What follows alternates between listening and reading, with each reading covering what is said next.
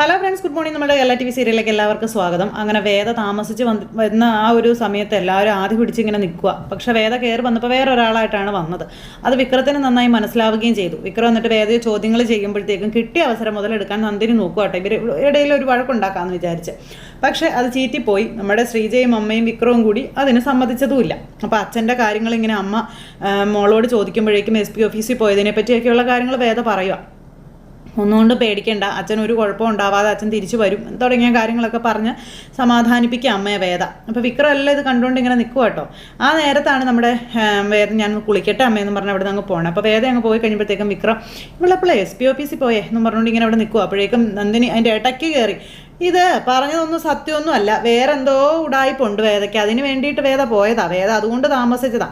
അമ്മ വെറുതെ അവൾ പറയുന്നതൊക്കെ കേട്ട് വിശ്വസിച്ച് നിൽക്കണ്ട കേട്ടോ എന്ന് പറഞ്ഞു. എൻ്റെ നന്ദിനി, നിൻ്റെ നാവിൽ നിന്ന് ഈ ദുഷിപ്പും ഇത് മാത്രമേ വരുവുള്ളൂ.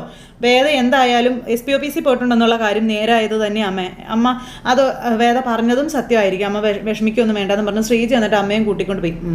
അങ്ങനെ വരാൻ വഴി ഇല്ലല്ലോ എന്നും പറഞ്ഞുകൊണ്ട് ഇങ്ങനെ നന്ദിനി അവിടെ നിൽക്കുക കേട്ടോ. വിക്രം എന്ന് പറഞ്ഞ് വിളിക്കുമ്പോൾ നന്ദിനി അടുത്തേക്ക് വേറെ ഒരു ജോലി ഇല്ലേന്ന് ചോദിച്ചു. വിക്രം അകത്തേക്ക് കയറിപ്പോയി. അവൾ ഓരോന്ന് ഒപ്പിച്ച് വയ്ക്കുന്നു. ഞാൻ എന്തെങ്കിലും പറഞ്ഞാൽ ആർക്കും ഇഷ്ടപ്പെടില്ല, പക്ഷെ ഇതിനകത്ത് എന്തോ ഒരു കള്ളത്തരം ഉണ്ട് എന്നും പറഞ്ഞുകൊണ്ട് നന്ദിനി ഇങ്ങനെ അവിടെ നിൽക്കുക. ഇത് കഴിഞ്ഞിട്ട് റൂമിലേക്ക് പോയി നമ്മുടെ വിക്രയെ റൂമിൽ പോയി ഇങ്ങനെ ഇരിക്കുക. അപ്പോഴാണ് വേദ കുളിയൊക്കെ കഴിഞ്ഞിട്ട് റൂമിലേക്ക് വരുന്നത്. വേദ റൂമിലേക്ക് വന്ന സമയത്ത് വിക്രം വേദയോട് ചോദിക്കാൻ വേണ്ടി ഇരിക്കുക. അപ്പോൾ വിക്രത്തിൻ്റെ അരികിൽ വേദ വന്നിരുന്നു. അപ്പോൾ വേദ വിക്രത്തെ കണ്ടിട്ടാണെങ്കിലും വലിയ മൈൻഡും കാര്യങ്ങളൊന്നും ചെയ്തില്ല. വന്ന ആ ഫോട്ടോയുടെ മുന്നിൽ നിന്ന് പ്രാർത്ഥിച്ചു ഇങ്ങനെ അവിടെ ഇരിക്കുമ്പോഴേക്കും നീ ഒന്ന് അവിടെ നിൽക്കാൻ പറഞ്ഞു വിക്രം. എന്താ പിന്നെ അടിമുടി മാറി വേറൊരു വേദയായിട്ടാണ് വിക്രത്തിൻ്റെ മുന്നിൽ വേദ നിൽക്കുന്നത്. ഗതികേട് കൊണ്ട് വേദയ്ക്ക് ഇങ്ങനെ നിന്നേ പറ്റുള്ളൂ. വേദ അങ്ങനെ തന്നെ ചെയ്യുന്നു. എന്നിട്ട് വേദ വിക്രത്തിനോട് ഭയങ്കര ദേഷ്യമുള്ള രീതിയിൽ സംസാരിക്കുന്നു. നീ എപ്പോഴും SP ഓഫീസിൽ പോയതെന്നൊക്കെ വിക്രം ഇങ്ങനെ ചോദിക്കുക. അപ്പോൾ ഞാൻ എപ്പോൾ പോയി, എന്തിനു പോയി, എങ്ങനെ പോയി എന്നൊക്കെ വിക്രം എന്തിനാ അറിയുന്നതെന്ന് ചോദിച്ചു. അതെന്താ നീ അങ്ങനെ ചോദിക്കുന്നത്? നീ അച്ഛൻ്റെ കാര്യം അറിയാൻ SP ഓഫീസിൽ പോയിട്ടുണ്ടെങ്കിൽ അവിടെ എന്ത് സംഭവിച്ചോ അല്ലെങ്കിൽ അവരെന്ത് പറഞ്ഞു ഇതൊക്കെ പറഞ്ഞാൽ പോരെ എന്നൊക്കെ ഇങ്ങനെ വിക്രം ചോദിക്കുക. അങ്ങനെ എനിക്ക് പറയാൻ സൗകര്യമില്ലെങ്കിലോ ഒന്ന് വേദ വിക്രത്തോട്. അങ്ങനെ നീ എന്തിനെങ്കിലും ദേഷ്യപ്പെടുന്നത്? അല്ല, വിക്രത്തിൻ്റെ എന്തെങ്കിലും കാര്യങ്ങൾ ഞാൻ വിക്രത്തിനോട് ചോദിക്കുമ്പോൾ വിക്രം കൃത്യമായി എനിക്ക് മറുപടി തരാറുണ്ടോ? മര്യാദയുടെ ഭാഷയിൽ എന്നോട് സംസാരിക്കാറുണ്ടോ? പിന്നെ ഞാൻ മാത്രം അത് ചെയ്യണമെന്ന് വിക്രം എന്തിനാ നിർബന്ധം പിടിക്കുന്നത്? എന്തിനാ എന്നോട് ഇങ്ങനെ ചൂടാവുന്നത് തുടങ്ങിയ രീതിയിലൊക്കെ വേദ ഇങ്ങനെ ചോദിച്ചിരുന്നു. അപ്പോൾ നിന്നോട് ഞാൻ പറഞ്ഞത് എന്താ, നീ എന്നോട് പറയുന്നത് എന്തെന്ന് ചോദിക്കുമ്പോൾ ഞാൻ പറയുന്ന കാര്യങ്ങൾ നിങ്ങൾ അനുസരിക്കാറുണ്ടോ? ഇല്ലല്ലോ. പിന്നെ നിങ്ങൾ പറയുന്ന കാര്യങ്ങൾ ഞാനിതിനനുസരിക്കണമെന്നൊക്കെ ചോദിച്ചുകൊണ്ട് വിക്രത്തിനോട് ദേഷ്യപ്പെടുക. എൻ്റെ കാര്യങ്ങളൊന്നും ഞാൻ നിങ്ങളോട് പറയാൻ ആഗ്രഹിക്കുന്നില്ല എന്ന് പറഞ്ഞു. അത് നീ എന്നോട് പറഞ്ഞേ പറ്റൂ. ഈ വീട്ടിൽ എൻ്റെ ഭാര്യ എന്നുള്ള ഒരു അധികാരത്തിൽ ജീവിക്കുന്ന നീ കയറി താമസിക്കുമ്പോഴേ അത് നീ പറഞ്ഞേ പറ്റുള്ളൂ എന്ന് പറഞ്ഞു. അപ്പോൾ നിങ്ങൾ എൻ്റെ കഴുത്തിൽ ബലമായി കെട്ടിയ ഒരു താലി, ആ താലിയുടെ ഇതിലാണ് ഞാനിവിടെ ജീവിക്കുന്നത്. എന്താ ഇനി അത് നിങ്ങൾക്ക് ബാധ്യതയായി തോന്നുന്നുണ്ടോ? ഉണ്ടെങ്കിൽ ഞാനിവിടെ നിന്ന് ഇറങ്ങിത്തരാം എന്നൊക്കെ പറഞ്ഞുകൊണ്ട് വേദ ഭയങ്കരമായിട്ട് ഷൗട്ട് ചെയ്ത് സംസാരിക്കാം. വിക്രത്തിനൊന്നും മനസ്സിലാകുന്നില്ല. വേദ നീ എന്തിനാ ഇങ്ങനെ ചൂടാകുന്നതെന്ന് ചോദിച്ചു. പിന്നെ നിങ്ങളുടെ ഈ ചോദ്യത്തിനും സംസാരത്തിനും പിന്നെ ഞാൻ എന്തുത്തരം നൽകേണ്ടതെന്ന് ചോദിച്ചുകൊണ്ട് വേദ ഒന്ന് കാലി തുള്ളി ഇറങ്ങി പോകാൻ നോക്കുമ്പോഴത്തേക്ക് നീ അവിടെ നിൽക്കാൻ പറഞ്ഞു. വിക്രം കയ്യിൽ പിടിച്ചിങ്ങനെ നിർത്തി. കൈവിട് വിക്രം, കൈവിടാൻ പറഞ്ഞു. കൈവിടാൻ ഉദ്ദേശിക്കുന്നില്ല, ഞാൻ ചോദിക്കുന്നതിനുള്ള മറുപടി തന്നിട്ട് നീ പോയാൽ മതിയെന്ന് വിക്രം പറയുമ്പം എനിക്ക് സൗകര്യപ്പെടില്ല വിക്രം ചോദിക്കുന്ന ചോദ്യങ്ങൾക്ക് മറുപടി തരാനായിട്ട്. എനിക്ക് താല്പര്യമില്ല. വിക്രം സ്വാമിയാണ്, അത് മറക്കരുതെന്നൊക്കെ പറഞ്ഞു. അത് ഞാനല്ല മറന്നു പോകുന്നത്, നീയാണ് മറന്നു പോകുന്നത് എന്ന് വിക്രം വേദിയോട് പറയുമ്പം ഞാനൊന്നും മറന്നിട്ടില്ല, എല്ലാം ഓർമ്മയിൽ തന്നെയുണ്ട് എനിക്ക്. എന്നെ കൊണ്ട് ഒന്നും പറയിക്കാനും വിക്രം ശ്രമിക്കണ്ട, ഞാനൊന്നും പറയില്ല, എനിക്ക് പോകണം എന്നും പറഞ്ഞുകൊണ്ട് വിക്രത്തിൻ്റെ അരികിൽ നിന്ന് ദേഷ്യപ്പെട്ട് വേദ കൈ പിടിപ്പിച്ച് ഇറങ്ങിപ്പോയി. അപ്പോൾ വിക്രത്തിന് മനസ്സിലായി വേദയ്ക്ക് എന്തോ വലിയൊരു ടെൻഷൻ കുടുങ്ങിയിട്ടുണ്ടെന്നും അതിൻ്റെ ഒരു ആഫ്റ്റർ എഫക്റ്റാണ് വിക്രത്തിന് മുന്നിൽ വേദ കാണിച്ചുകൊണ്ടിരിക്കുന്നതെന്നൊക്കെയുള്ള കാര്യങ്ങൾ വിക്രത്തിന് വ്യക്തമായി മനസ്സിലായി. വിക്രം എന്നിട്ട് ഇങ്ങനെ അതിനെപ്പറ്റി ഇങ്ങനെ ആലോചിക്കും കേട്ടോ. വേദയ്ക്ക് എന്തായിരിക്കും സംഭവിച്ചിട്ടുണ്ടാവുക? ആരോടും പറയാൻ പറ്റാത്ത എന്തോ ഒരു വലിയ പ്രതിസന്ധിയാണ് വേദയുടെ മനസ്സിൽ കടന്നുകൂടിയിരിക്കുന്നതെന്ന് വിക്രത്തിന് വ്യക്തമായി മനസ്സിലായി. വിക്രം എന്നിട്ട് അതിനെപ്പറ്റി ആലോചിച്ചുകൊണ്ട് ഇങ്ങനെ അവിടെ ഇരിക്കുക. ഇതേ സമയത്ത് വേദ നേരെ അമ്മയുടെ അരികിലേക്ക് ചെന്നു. അതായത് കമലയുടെ അടുത്തേക്ക് ഇന്ന്. അപ്പോൾ കമലയാണെങ്കിൽ അവിടെ ദൈവങ്ങളെ മുഴുവൻ വിളിച്ച് പ്രാർത്ഥിച്ചും സങ്കടപ്പെട്ടൊക്കെ ഇങ്ങനെ ഇരിക്കുക. അപ്പോൾ വേദ ചെന്നപ്പോൾ അമ്മ അവിടെ ഇരിക്കുന്നു. മോളെന്ന് പറഞ്ഞ് വിളിച്ചു. അമ്മ എന്താ കിടന്നില്ലേന്ന് ചോദിച്ചു. കിടന്നിട്ട് എനിക്ക് ഉറങ്ങാൻ പറ്റുന്നില്ല മോളെ, ഉറക്കം വരുന്നില്ല എന്ന് പറയുവാണ്. നീ പറഞ്ഞ കാര്യങ്ങൾ മനസ്സിലിങ്ങനെ ഒരാശ്വാസമായി എനിക്ക് കിടപ്പുണ്ട് എന്നൊക്കെ അമ്മ പറയാം. അമ്മ എന്തിനാ ഇങ്ങനെ സങ്കടപ്പെടുന്നത്? ഞാൻ പറഞ്ഞില്ലേ അച്ഛൻ്റെ കാര്യം, അച്ഛനൊരാപത്തും കൂടാതെ അച്ഛൻ തിരിച്ചു വരും, ഞാനല്ലേ പറയുന്നത്. അമ്മ ധൈര്യമായിട്ടിരിക്കാനൊക്കെ പറഞ്ഞു. അമ്മ അച്ഛനെ പറ്റി ആലോചിച്ച് സങ്കടപ്പെടേണ്ട. അമ്മ സങ്കടപ്പെടും തോറും അച്ഛൻ എവിടെയാണെങ്കിലും അച്ഛനും ആ ഒരു ദുരിതം അനുഭവിക്കേണ്ടി വരും. അമ്മ അച്ഛന് വേണ്ടി പ്രാർത്ഥിച്ച് സന്തോഷത്തോടു കൂടി ഇവിടെ ഇരിക്കുക. അച്ഛന് യാതൊന്നും സംഭവിക്കില്ല അമ്മ എന്നൊക്കെ പറഞ്ഞ് സമാധാനിപ്പിക്കുക.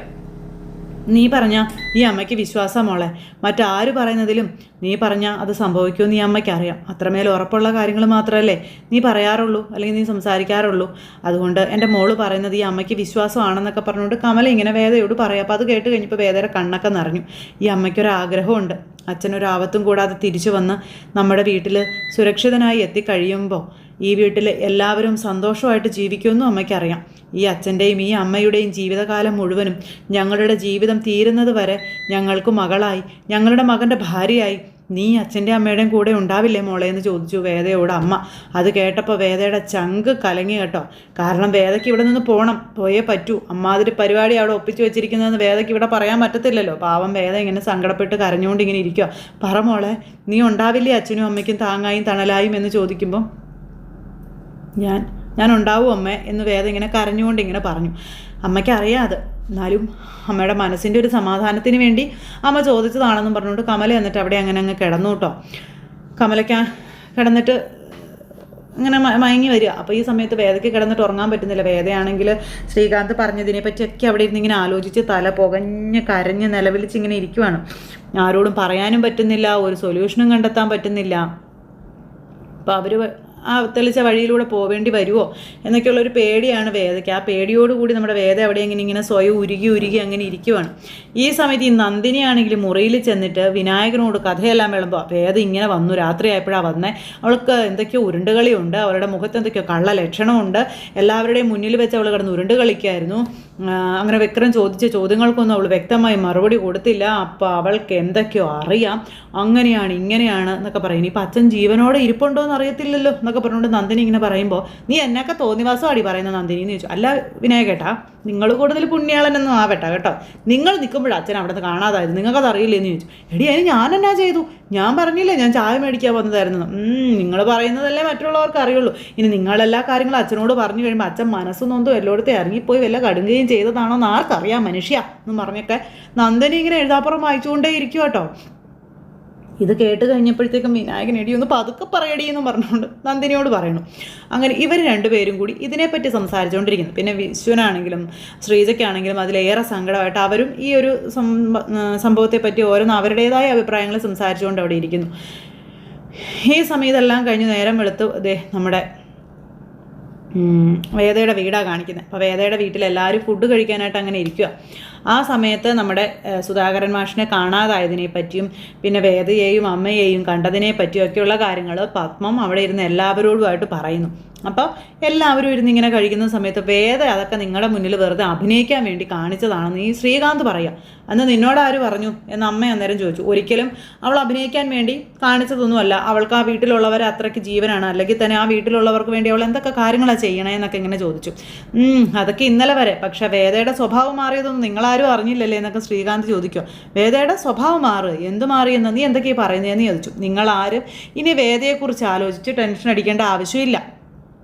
വേദയ്ക്ക് ഇനി ആ വീട്ടുകാരുമായിട്ട് യാതൊരു ബന്ധവും ഉണ്ടാകാൻ പോണില്ല എന്ന് പറഞ്ഞു. അതെന്താ നീ അങ്ങനെ പറയാനെന്നൊക്കെ ചോദിക്കുമ്പോൾ ദീപ്തി വേഗം വന്നിട്ട് ഇവരുടെ സംസാരം കേൾക്കുക കേട്ടോ. ഇവരെന്താ പറയുന്നതെന്ന് അറിയാം. ഇപ്പോൾ വേദയുടെ വിഷയം കൂടിയാണല്ലോ. അപ്പോൾ ഇങ്ങനെ പറയുന്നത് കേട്ടപ്പോൾ ദീപ്തി ഇങ്ങനെ ഓരോന്ന് ചോദിച്ചുകൊണ്ടിരിക്കുക. ഏട്ടൻ്റെ മനസ്സിനനുസരിച്ചുള്ള സങ്കല്പങ്ങൾ ഏട്ടൻ പറഞ്ഞുണ്ടാക്കുന്നതാണോ എന്നൊക്കെ ദീപ്തി ഇങ്ങനെ ചോദിക്കുമ്പോൾ ഞാനൊരു സങ്കല്പ ജീവിതത്തിലുമല്ല ഒന്നുമല്ല ഞാൻ പറഞ്ഞുണ്ടാക്കുന്നതും സത്യമാണ്, നടക്കാൻ പോകുന്ന സംഭവിക്കാൻ പോകുന്ന കാര്യങ്ങളാണ് ഞാൻ പറയണേന്ന് ഈ ശ്രീകാന്ത് ഇവരോട് പറഞ്ഞു.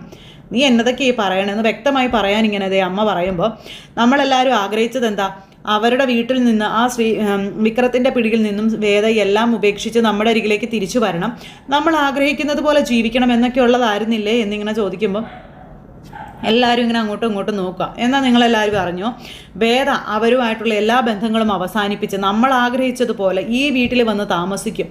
ഈ വീട്ടിൽ അവൾ താമസം ഉറപ്പിക്കും.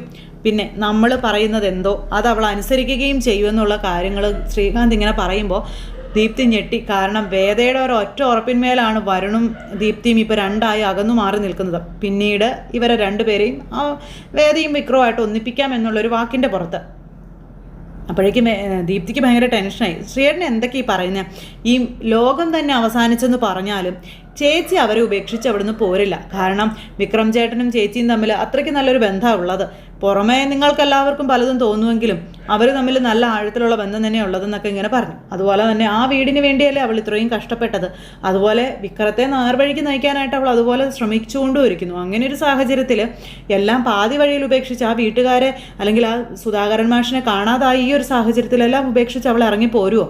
അവൾ ഒരിക്കലും അങ്ങനെ ചെയ്യില്ല എന്ന് അമ്മയും ഉറപ്പിച്ച് ശ്രീകാന്തിനോട് പറയുമ്പോൾ, നിങ്ങൾ കണ്ടോ, വളരെ ചുരുങ്ങിയ ദിവസങ്ങൾക്കുള്ളിൽ നിങ്ങളുടെ മകൾ, എൻ്റെ പെങ്ങൾ ഈ വീട്ടിലേക്ക് വരും, അതിന് യാതൊരു സംശയവും വേണ്ട. അവൾ നമ്മുടെ വീട്ടിൽ പഴയതുപോലെ നമ്മുടെ വേദയായിട്ട് ഉണ്ടാവുകയും ചെയ്യും, അല്ലെങ്കിൽ നിങ്ങൾ കണ്ടോളാനൊക്കെ ഇങ്ങനെ പറയാം. അപ്പോൾ അങ്ങനെ ഇതൊക്കെ പറയുന്നത് കേട്ട് കഴിഞ്ഞപ്പോഴത്തേക്കും ഇവർക്ക് മൊത്തത്തിൽ കൺഫ്യൂഷൻ, ഇങ്ങനെ സംഭവിക്കുമോ എന്ന്. ശ്രീകാന്ത് അത്ര ഉറപ്പിന്മേൽ പറയുമ്പോൾ ഇനിയിപ്പോൾ ഇങ്ങനെ തന്നെയാണോ സംഭവിക്കാൻ പോകുന്നതെന്ന് ദീപ്തിക്കൊരു പേടി. ദീപ്തി എന്നിട്ട് വേഗം അവിടെ നിന്ന് എഴുന്നേറ്റ് പോയി ഫോൺ എടുത്ത് വേദയെ വിളിച്ചു. വേദയെ വിളിച്ചപ്പോൾ വേദയ്ക്ക് ആകെ ഒരു വെപ്രാളവും ഉണ്ട്, ഒരു ടെൻഷനും സങ്കടവും ദുഃഖവും ഒക്കെ. വേദ അന്നേരം ഫോൺ എടുത്തു. ഹലോ മോളെ, ചേച്ചി ഞാൻ എന്തൊക്കെയാണ് കേൾക്കണേന്ന് ചോദിച്ചു. എന്താ നീ കേട്ടത്? അല്ല, ശ്രീയേട്ടൻ ഇവിടെ ചേച്ചിയെ പറ്റി ചില കാര്യങ്ങളൊക്കെ പറഞ്ഞു, അത് ഉള്ളതാണോ ഇല്ലാത്തതാണോ എന്ന് അറിയാൻ വേണ്ടി ഞാൻ വിളിച്ചതാണെന്ന് പറഞ്ഞു. അപ്പോൾ ശ്രീയേട്ടൻ എന്താ പറഞ്ഞതെന്ന് ചോദിക്കുമ്പോൾ, ചേച്ചി വിക്രം ചേട്ടനും ആ കുടുംബമായിട്ടുള്ള എല്ലാ ബന്ധവും ഉപേക്ഷിച്ച് തിരിച്ചു പഴയ വേദയായിട്ട് ഈ വീട്ടിലേക്ക് വരുമെന്ന്, ഇവിടെ താമസിക്കുമെന്ന്. ഇതൊക്കെ നേരാണ് ചേച്ചി. ചേച്ചി എന്താ ഇങ്ങനെയൊക്കെ പറയുന്നത്? അല്ല, ഇങ്ങനെ ഒരു കാര്യം ശ്രീയേട്ടൻ ഇവിടെ പറഞ്ഞത് ചേച്ചി അറിഞ്ഞിട്ടാണോ? ഞാനും വരണം ഇപ്പോഴത്തെ ഈ ഒരു സാഹചര്യത്തിൽ ഇങ്ങനെ മുന്നോട്ട് പോകുന്നത് ചേച്ചിയും വിക്രം ചേട്ടനും തന്ന ആ ഒരു ഉറപ്പിന്മേലാണ്.